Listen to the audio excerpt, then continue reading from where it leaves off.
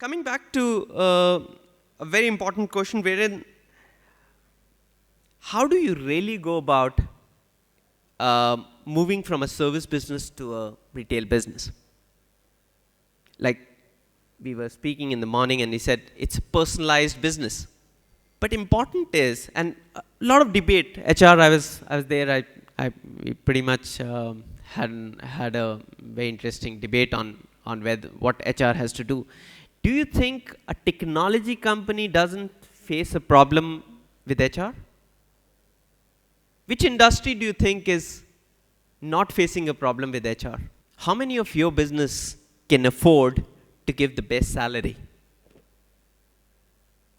How is it possible that the next guy is able to offer a better salary? Because your business plan does not have the best salary or best environment. And people don't leave for salary alone. They leave for a lot of other factors which you're not able to promise.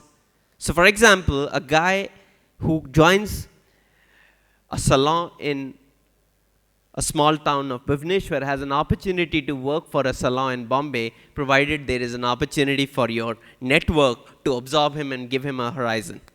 That's what somebody was talking about, that how do you promise a growth in for a business? So, a lot of these answers which you're talking about and which we keep debating, because our orbit is largely a few salon orbit, the moment you expand this, answers start coming very easy. So HR is not a problem. Rather, it's not at all a problem in your business.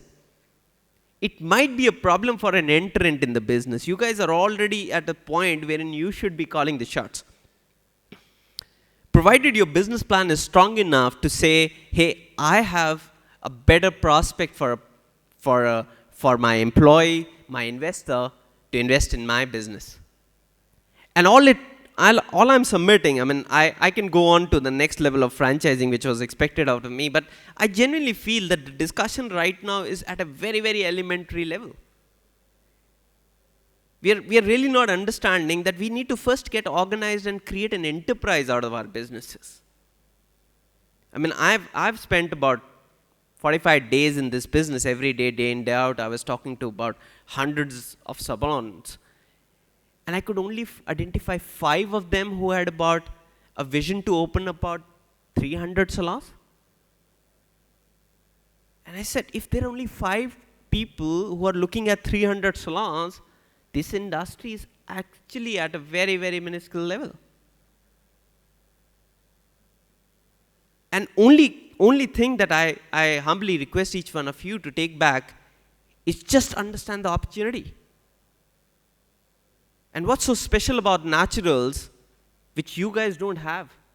So the question is that you guys need to build an enterprise. So my submission was that technology, any stream of business, marketing, we run a marketing businesses, ad agencies, top. So as you go up, HR is always a problem. But problem is that your business should be exciting enough for that HR is what my submission is. Lastly, ladies and gentlemen, according to me, any personalized business cannot be franchised.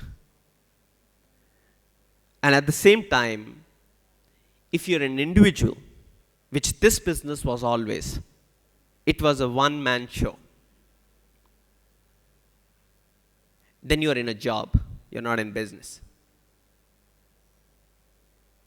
The moment you decide that I want to move out of this job and run a business, you need to have somebody who runs this business as a job. That's a single line answer to most of your problems. And the day you're able to do it with one store of yours. So coming back to the franchising bit, essentially what you need is a business plan. If all of you are already running a business, there's a set business plan you need to build on. You need to attract people who want to leverage your knowledge and expertise and help that business build. Many of you have a question that probably franchising can only be done once you're a brand. I believe that franchising builds brand. Brands don't build franchising. So if you have a vision to build profitable businesses, I'm very sure that put together, it'll build a great brand for you. And once that brand is there, the growth happens multifold. And all you need to invest going forward is in systems and processes, which will only happen when you're in the business is operated by somebody else. Lastly, very importantly, many of you who run your own stores, it's a fact that 33% of any store which is franchised runs more efficiently than when it is run by your managers. So many of you who have the vision to run many stores, but plan to run it on a company-owned operations because you feel that it's problem to how to franchise, then the problem is how you're franchising, not the franchising in itself. And I think that's a very, very important question that many of you would struggle because you would not make a wise investment in franchising. So franchising can be the biggest disaster for your business, and it could be the biggest blessing for your business, provided how you do franchising. So it's all about putting in right investment. Don't get into default franchising. A lot of my friends who today are fairly large enterprises, learn from them. And this time around, 10 years back, things were very different. This time around, the customer's not going to give you enough opportunity. So you need to be very sure that when you get into franchising, you have enough investment which goes in terms of putting up a framework and system which helps your franchise. What is very, very important in small businesses is there's a lot of indiscipline in the business. And it's by design. So a lot of businesses, as we simply put, are run on jugaad. Okay, and that's why it's never professionalized.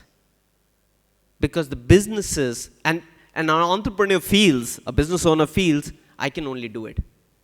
He can only do it because the business has been designed that it has its inherent problem and he or she can only fight with those problems, nobody else will.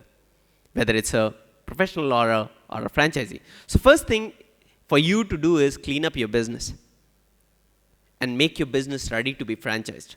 So what you need to move away from is a service business, and a lot of you will not like it, to a retail business.